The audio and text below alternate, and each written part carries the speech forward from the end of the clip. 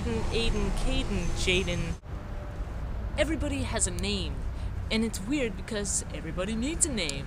As transgender people, we start life with maybe a given name that doesn't fit. Maybe a girl name for a boy or a boy name for a girl. And those become uncomfortable and constrictive and do not express the right idea. So people change their name. But how do you do it?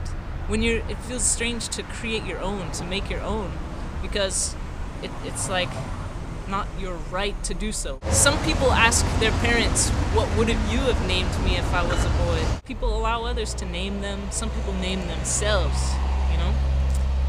What I've noticed in the trans community is that a lot of people seem to go for androgynous names, in-between names, especially when someone is first starting out, you know, when they are pre-hormone, when they're still seen as like, is that a boy or a girl? And then they pick names that sound like, is that a boy or a girl?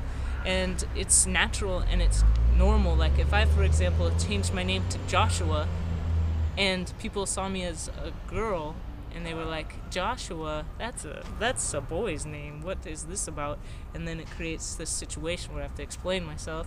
Or, anyway, I thought I took a really manly name of Forrest, and now I discover that people think of it as a hippie name, a nature name, some sort of a statement that I'm a real environmentalist, like the shirt, right? When people perceive me as a woman, and they hear that I say, you know, my name's Forrest, and then they're like, did you say forest or florist? And they make up these weird things that make me laugh, but really take away my manliness. The logistics side of names, it is a process. It is a legal process to change your name. It can take, you know, in the United States it takes a month or more to get an appointment, and it's all done via paperwork. You don't have to necessarily go in person and argue your case in front of the court of law, but a judge does sign this petition that you create when you change your name. It can cost hundreds of dollars to make the change. You can get that reduced in some places based on your income. Also, you know, the people around you, your family. It's very interesting to watch people try and make that change within themselves. You think it would be so easy. You know, it's not rocket science, but people still will slip up and they make these. It really shows a lot about how people make connections in their mind, and sometimes it's hard for them to break the connections. You know, you'll say, hey, from this day on, I'm Forrest. And then, you know, some people have trouble for a week saying like, hey, to Forrest. You know, some people do that. And other people, it takes like a year, or you don't see them frequently, and they're like, oh, it's so hard to remember your new name. And it's weird when they say that, because sometimes it even sounds disrespectful to me, like, come on. You